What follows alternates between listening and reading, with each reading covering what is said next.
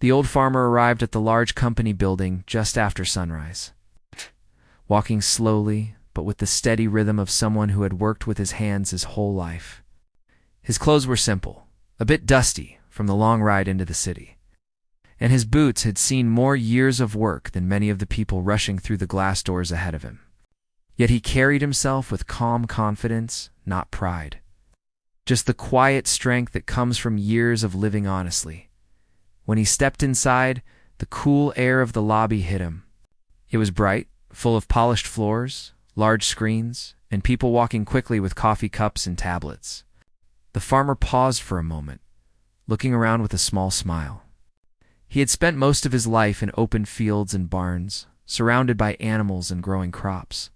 Buildings like this, with their endless shine and noise, always felt a little overwhelming. But he reminded himself why he was here. He had an appointment. He had come to speak to someone about the struggles his local farmers group was facing. He had been promised a meeting. So he took a slow breath and approached the front desk. The two young employees at the counter were laughing about something on one of their phones when he arrived. The farmer waited patiently until they noticed him. When one finally looked up, her smile faded a little. "Can we help you?" she asked, her voice polite but distant. "Yes," the farmer replied kindly. "I have an appointment this morning.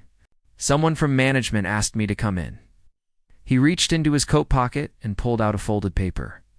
Before he could hand it over, the second employee interrupted with a quick glance at his boots. "Sir, this building is for company business only," he said. "If you're looking for the loading area, it's around the back. Delivery entrance." The farmer gave a soft chuckle, not offended, just amused. "I'm not here for deliveries," he said. "I'm here for a meeting. Could you check the list for me?" The two employees exchanged a look. The young man sighed and leaned closer. "Sir, I think you might be confused," he said slowly, as if speaking to someone who didn't understand. "This is the headquarters. For executives and office staff." "I understand," the farmer replied gently, "but I still have a meeting. Maybe if you could look up my name?" Instead of checking, the young woman shook her head slightly. "What kind of meeting is it?" she asked. "A discussion," he answered. "About the cooperative farms outside the city. We've had some trouble, and they said someone here could help." The employees shared another quick glance. The farmer noticed, but he didn't comment. Over the years, he had seen that look many times, the look people give when they think they already know everything they need to know about you. The young man finally spoke, this time with a small, forced smile. "Sir, this building doesn't handle local farm issues. Maybe you're supposed to meet with someone at the Agriculture Bureau? Those offices are across town." Oh. The farmer replied calmly. "This is the place. Right here." The employees were growing impatient. People were lining up behind him, waiting to check in for their own appointments. The young woman looked at the line, then back at the farmer. "Sir, please." "We can't hold up other guests," she said. "If you'd like, I can give you the address to the bureau, but we can't let you sit here waiting for something that isn't happening." The farmer didn't argue. He simply unfolded the paper he had been trying to show them. "Someone from this company sent me this," he said kindly. "It has the date and time." Before the employees could take a closer look, the young man shook his head again. "Sir, anyone can print something like that," he said. "I'm really going to have to ask you to step aside." How? He wasn't angry. Years of working the land had taught him patience. When a storm came, he waited. When crops failed, he tried again. He wasn't the type to get upset easily, but he did feel a small sadness, not because they doubted him, but because they didn't even try to listen. He stepped away from the desk and moved to a bench near the wall. The lobby was busy, full of footsteps and voices. Yet he sat calmly, hands folded, eyes drifting over the people coming and going. He knew he had arrived early. He had time. A group of interns walked by, glancing at him with puzzled looks. One whispered something, and the others laughed softly before walking away. The farmer didn't react. He had lived long enough to know that people often judged what they didn't understand. A few minutes later, one of the junior managers noticed him sitting there and approached with a firm expression. "Excuse me," the manager said. "This seating area is for guests waiting for scheduled meetings. If you don't have a confirmed appointment, you can't wait here." "I do have one," the farmer replied in the same gentle tone. But the front desk didn't check. The manager crossed his arms. "Sir, we can't have people wandering in and sitting around. This is a professional environment." "Not wandering," the farmer said kindly. "I came to see someone. That's all." The manager sighed loudly and gestured toward the doors. "We have security if needed. Please don't make this difficult." "Da." The farmer looked up at him with tired but understanding eyes. "Young man," he said softly, "I've faced storms that could tear a barn apart. I promise you, I'm not here to cause trouble." The manager didn't know how to respond.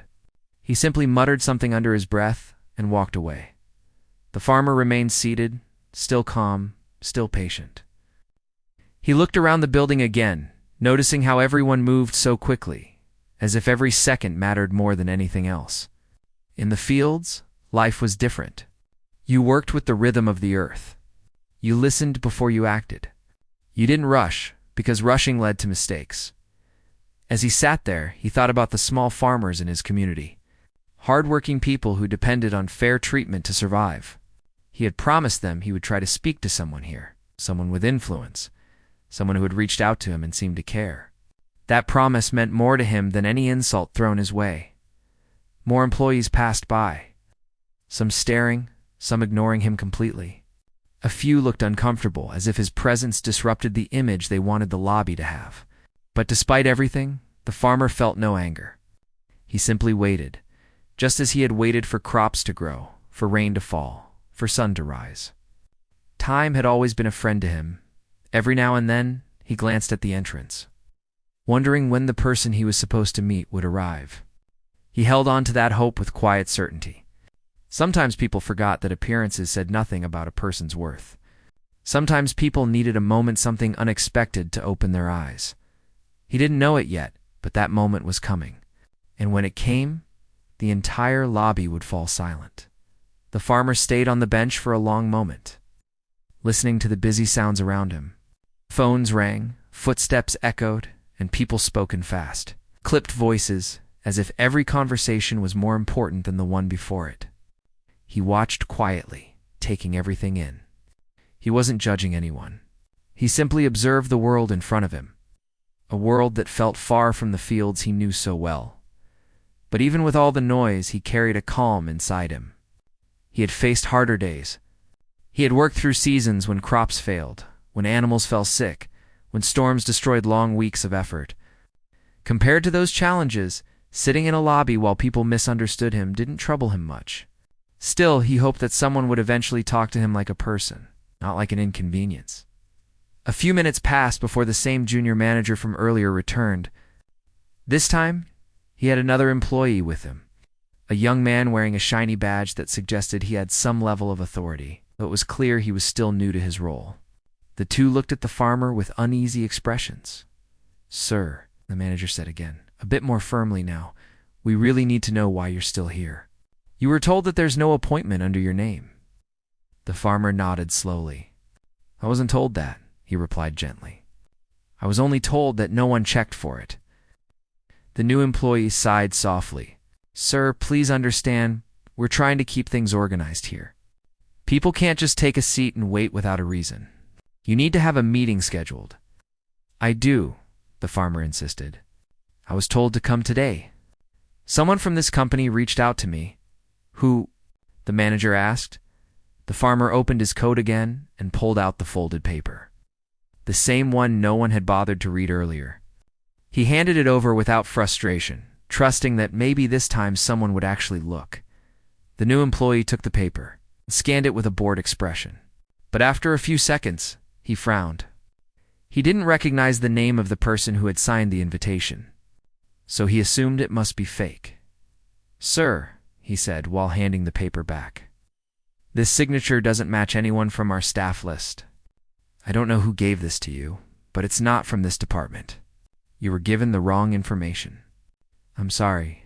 His words sounded polite, but his tone carried no real sympathy. The farmer accepted the paper without complaint. He had hoped they might finally listen. But he wasn't surprised that they didn't. People in places like this seemed to have a hard time believing someone dressed like him could be here for anything important. The manager cleared his throat. Look, we're not trying to be rude, but we really can't have you waiting around anymore. This lobby is for scheduled guests. If you'd like, we can call security to direct you to the right place. The farmer looked up at him. His eyes were gentle, but they carried a quiet weight, the kind that came from a lifetime of experience. Young man, he said softly, there's no need to call anyone. I'm patient, and I'm not causing harm to anyone. The manager exhaled sharply. This isn't about harm, sir. It's about order, pointed toward the front doors. Please, let us help you find the right office. But you can't stay here. The farmer simply gave a small nod. He wasn't ready to leave because he knew deep in his bones that he was in the correct place. But he also didn't want to argue. Arguments rarely changed minds. I'll wait a little longer, he said kindly. If I'm wrong, then I'll go. The two employees exchanged frustrated looks before walking away. Within seconds, they were whispering to each other. The farmer wasn't close enough to hear, but he could feel the energy around him shift. More people were staring now. A group of employees near the elevators glanced over repeatedly, as if trying to guess what kind of trouble the farmer might bring. A few of them laughed softly among themselves.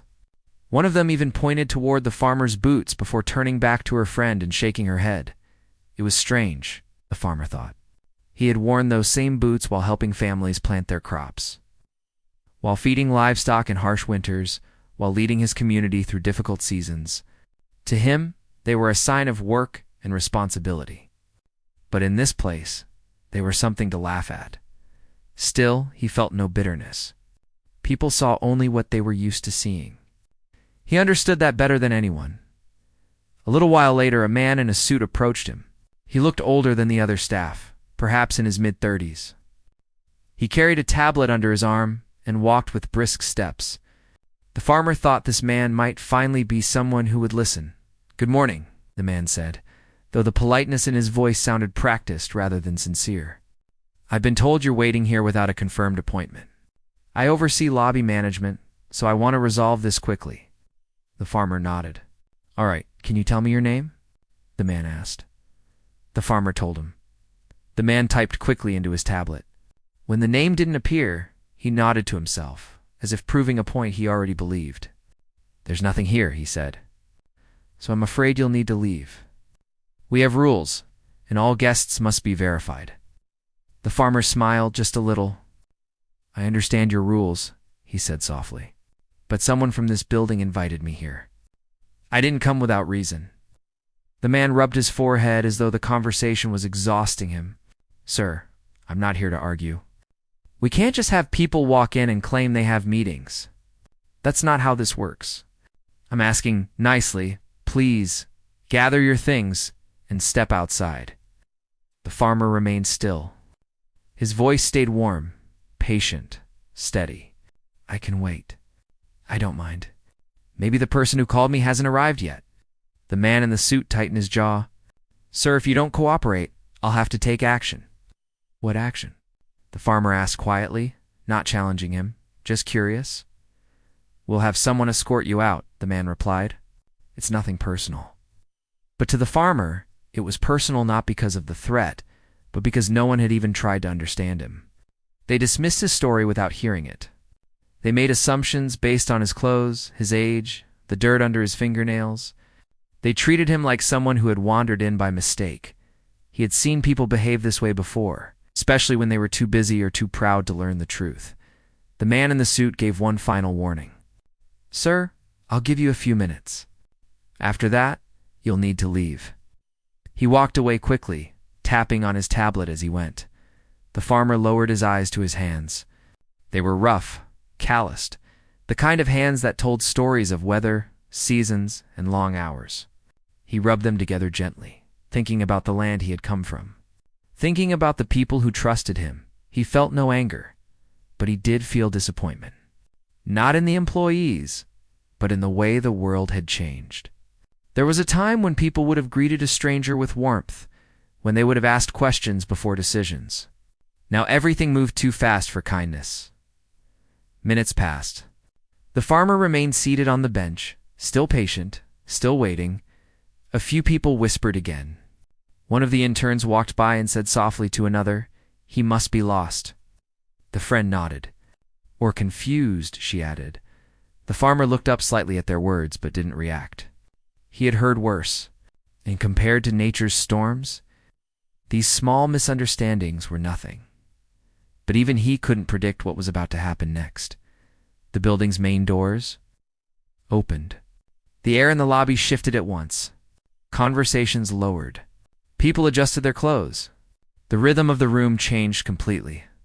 Someone important had arrived, but the farmer, still sitting quietly, hadn't yet realized how everything was about to turn.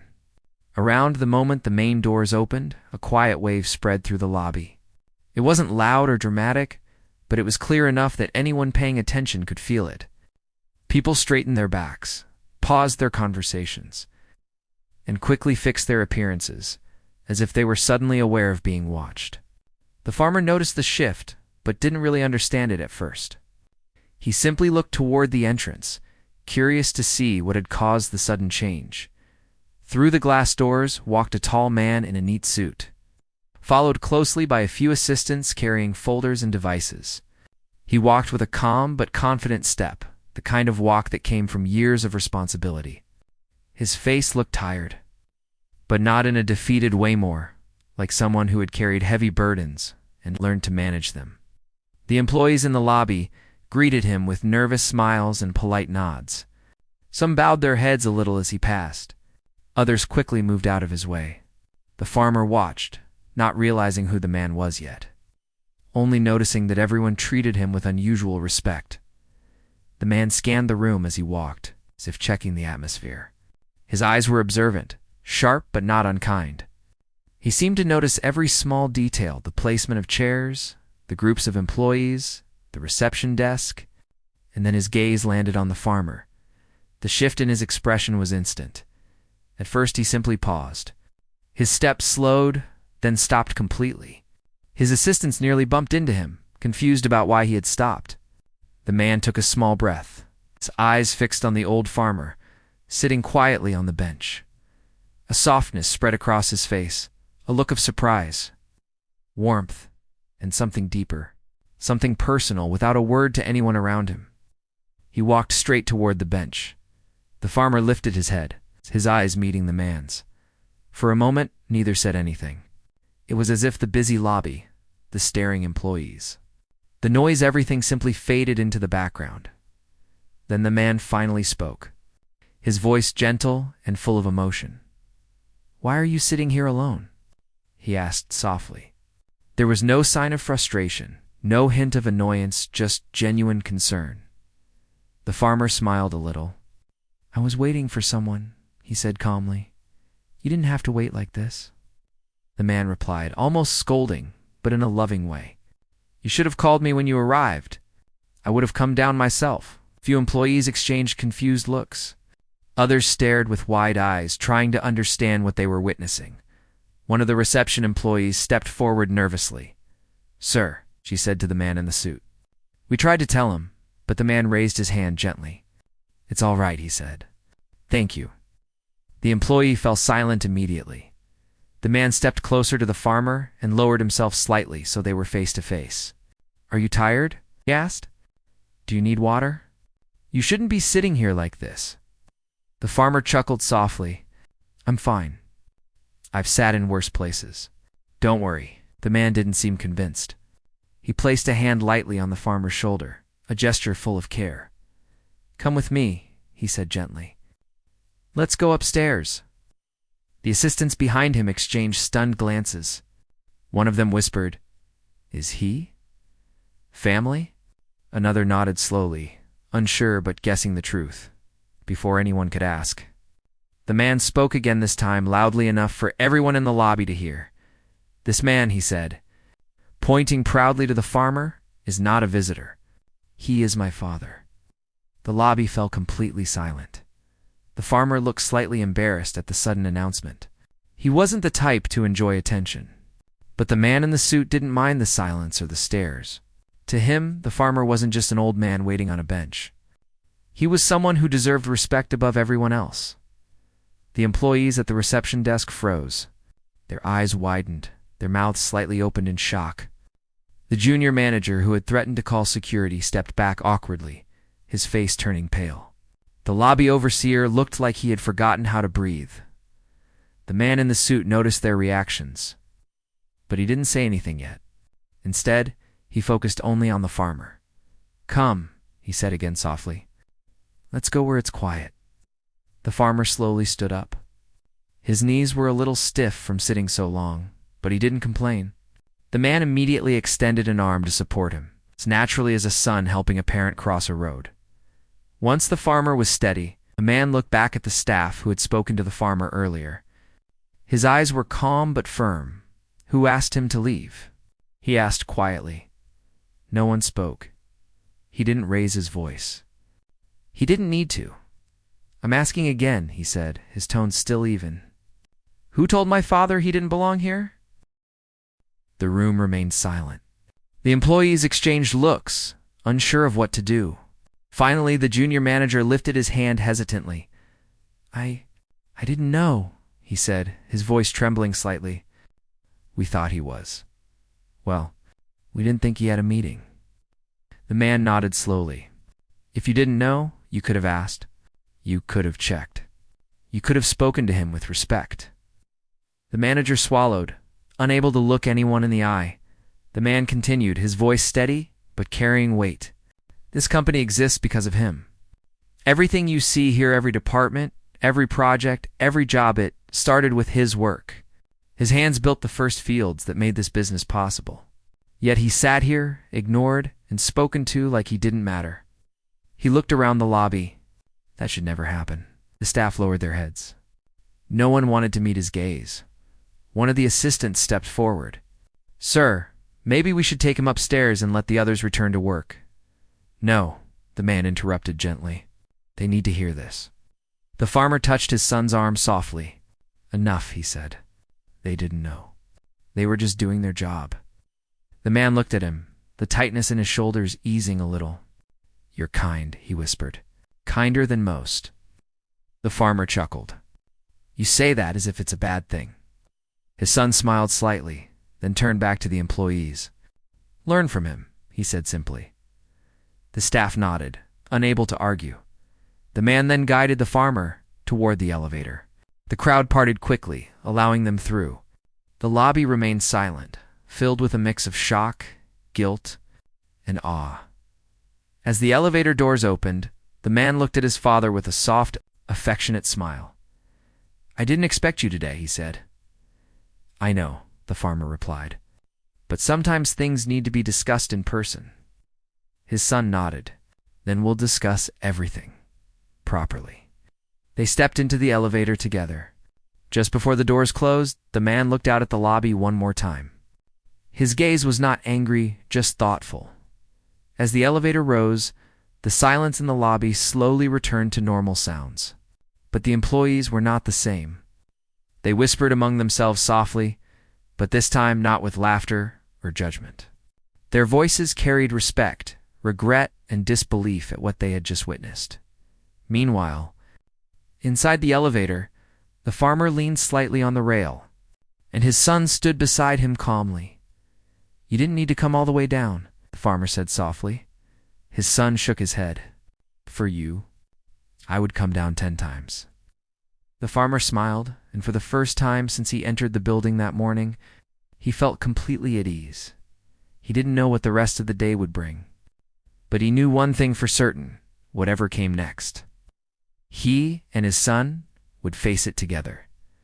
The night felt heavier than usual, as if the darkness itself was watching her every move. The mother stood just outside the quiet building, where 2 officers had once worked. The same 2 who had played a part in taking her daughter away. She wasn't here for revenge. She wasn't here to punish. She was here to confront the truth face to face and end the chain of fear that had been pulling her life apart. She breathed in deeply, letting the cold air settle her thoughts. She had spent years training her mind to stay calm under pressure, and tonight that training worked in her favor.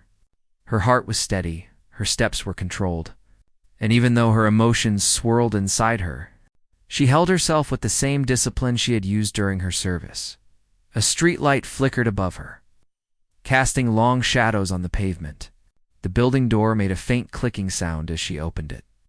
Inside, the hallways were dim, but she remembered the layout from before. She had gone over it several times in her mind before coming, making sure she wouldn't be surprised by anything as she walked. She reminded herself of the promise she had made to her daughter, that she would always protect her, even when protecting her meant facing difficult truths. The promise wasn't about strength or toughness. It was about love, the kind of love a mother feels deep in her bones. She reached the end of the hallway where a single office door stood half open. Warm light spilled into the corridor. Inside, two officers sat at their desks, unaware that she was already watching them. They weren't talking or laughing the way she remembered from before. Their shoulders slumped forward, as if the weight of their decisions had finally fallen on them. Before she stepped inside, she paused for a moment. She wanted to understand them, not judge them. People act from fear, confusion, or pressure sometimes. And while it does not excuse their actions, it helps reveal the truth behind them. She wanted clarity, not anger. She stepped into the room. Both officers looked up at the same time, shock spreading across their faces. One of them stood quickly, while the other stayed seated, staring at her as if he had been expecting this moment. "You came back," the seated officer said quietly. She nodded. "We need to talk. All of us. This needs to end." Neither officer tried to stop her or argue. They knew they couldn't walk away from what they had done. They had crossed a line not by attacking anyone, but by making decisions that hurt a family and ignoring the consequences that followed. The mother pulled a chair from the corner of the room and set it in front of them. She sat down calmly, placing her hands on her lap. She didn't raise her voice. She didn't threaten. She simply looked at them, waiting. The officer, who had remained seated, rubbed his forehead, his eyes heavy. "We were wrong," he whispered. "We never meant for any of this to happen." The other officer nodded slowly. "We followed a report without checking it properly. We shouldn't have taken your daughter without asking more questions." Her jaw tightened for a moment, but she stayed calm. "Why didn't you ask? Why didn't you think?" They exchanged a glance, and she could see the regret in their eyes. Not fear. The kind that grows slowly over time and keeps a person awake at night. "We were under pressure that day," the standing officer said. "A rushed call came in. We were told it was serious. We reacted instead of thinking. And after everything happened, we didn't know how to fix it." She listened closely. The words were painful, but she needed to hear them. She searched their expressions, hoping to understand their state of mind. She didn't expect perfection from anyone, only honesty. "You hurt my daughter," she said softly. "You changed her life. And mine." The seated officer lowered his head. "We know. And we're sorry, truly?" Silence filled the room.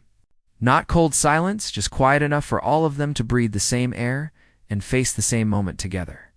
She could feel the tension slowly melting, replaced by a fragile understanding. "I didn't come here to fight," she said gently. "I came here because the truth needs to be spoken. Hiding from it only keeps the pain alive." They nodded, listening carefully.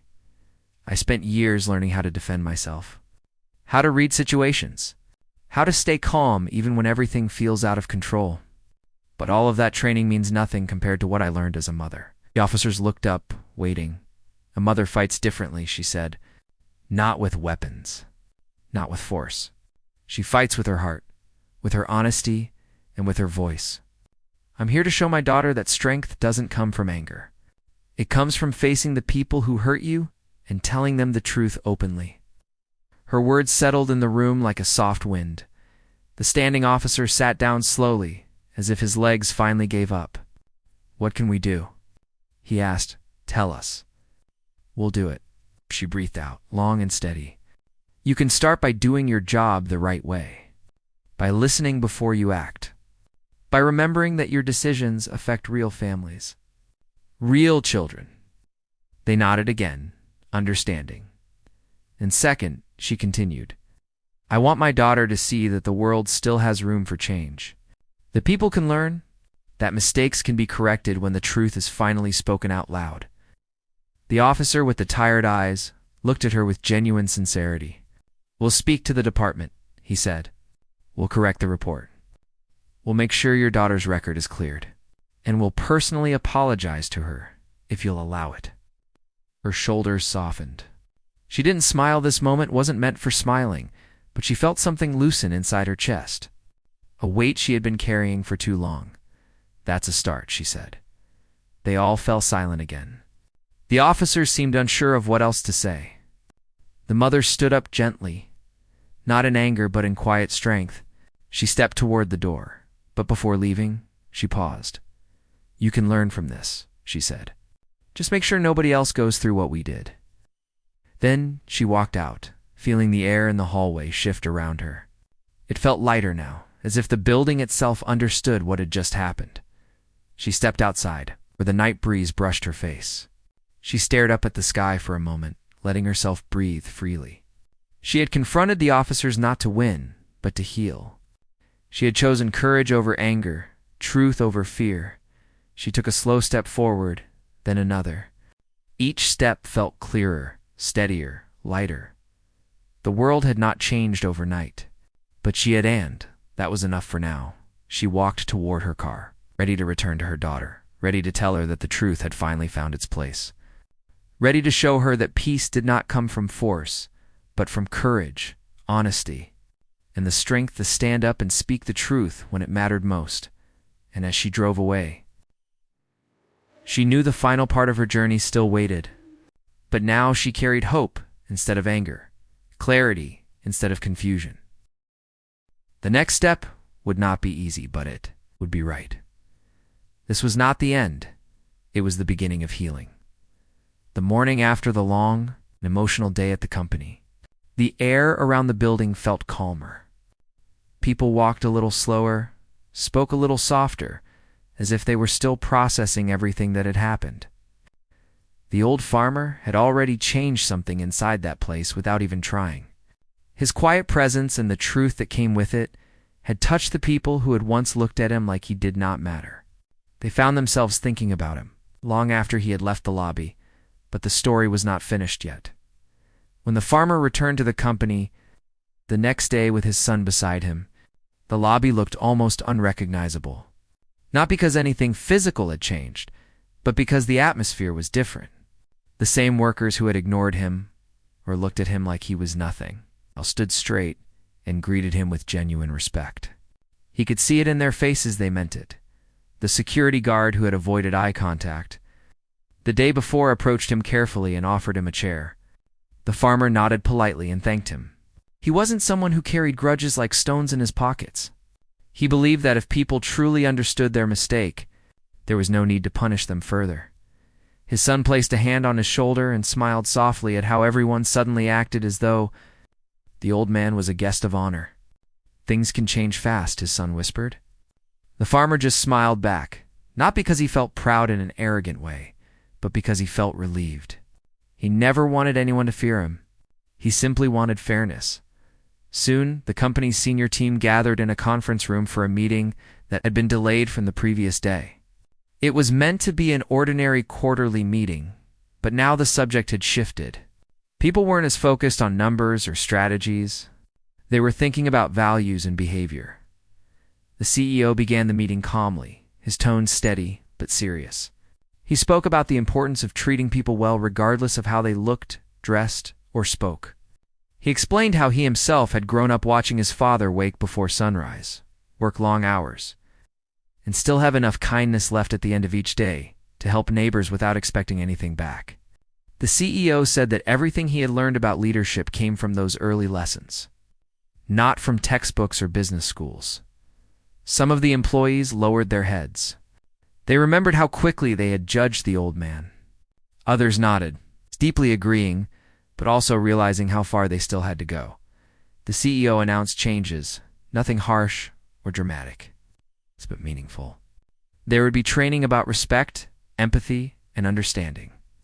There would be a stronger system where every visitor, no matter who they were, would be treated with dignity. and there would be open discussions to create a healthier environment where no one felt small or looked down upon. The farmer sat quietly beside his son, listening. He wasn't used to being the center of a discussion, and he didn't want to be. He was more comfortable sitting on his porch with a cup of tea than sitting in a glass-walled conference room where everyone spoke fancy words.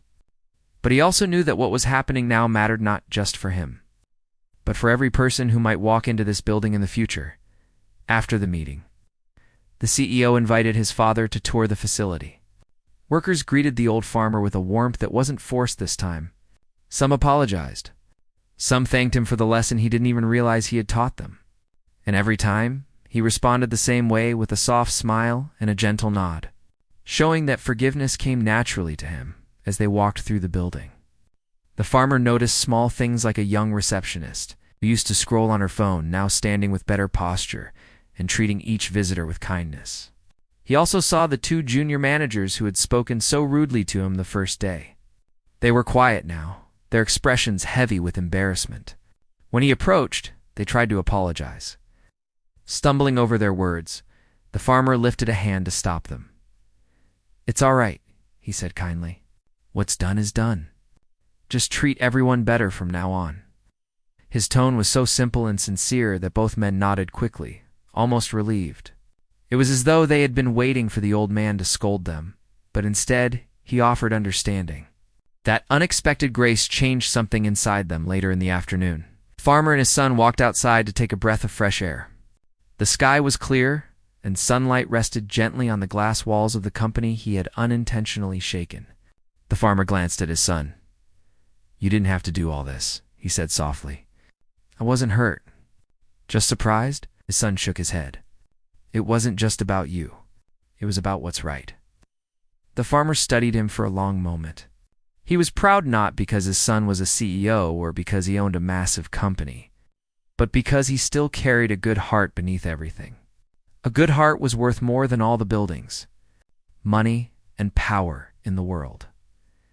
As they walked back inside, several employees offered the farmer small gestures, holding the door for him, greeting him with a respectful nod, or simply smiling. None of these things had been present the first day. Now they came naturally. Toward the end of the day, the CEO took his father back to the lobby where everything had begun. The farmer looked around at the place where he had once been treated like he didn't belong. Now he saw warmth instead of coldness, understanding instead of judgment. "It's strange," the farmer said with a thoughtful expression. "Nothing looks different here, but everything feels different." "That's how real change works," his son replied. "It starts from inside people." The farmer nodded slowly. He knew his son was right. He also knew that the company still had a long way to go, but a beginning was enough. Every large change started as a small shift. Before leaving, the CEO called the staff together once more. He placed a hand on his father's shoulder and introduced him not as the founder of the family farm or as an important figure, but simply as a humble man who had taught him everything about kindness, honesty, and responsibility. The staff listened, and many of them felt something deep inside. Some felt grateful. Some felt inspired. Some felt guilty for their earlier behavior. But all of them learned something valuable. The farmer didn't give any speech. He didn't need to. His presence itself was the message. As he and his son walked outside toward the car, the sun was beginning to set. The soft golden light glowed across the parking lot. The farmer paused for a moment and looked back at the building. "Do you think they'll really change?" he asked. His son smiled quietly. "They already have. And they'll keep changing. Because they want to, not because they're forced to." The farmer let those words settle inside him, then finally nodded. With a peaceful expression, he climbed into the car, feeling lighter than he had the day before. On the ride home, he gazed out the window at the fields passing by, fields he had worked on for decades, fields that had seen every season with him. He realized something important. Sometimes life teaches lessons in strange ways. Sometimes you don't need to speak loudly to make an impact. Sometimes just being patient and true to yourself is enough to change the hearts of people around you. The world may have judged him by his clothes and quiet nature, but in the end, it was his character, not his appearance, that left the deepest mark. And as the car continued down the long road home, The old farmer leaned back in his seat with a gentle smile, knowing that the seeds of kindness he had planted without even realizing it would grow inside that company for years to come.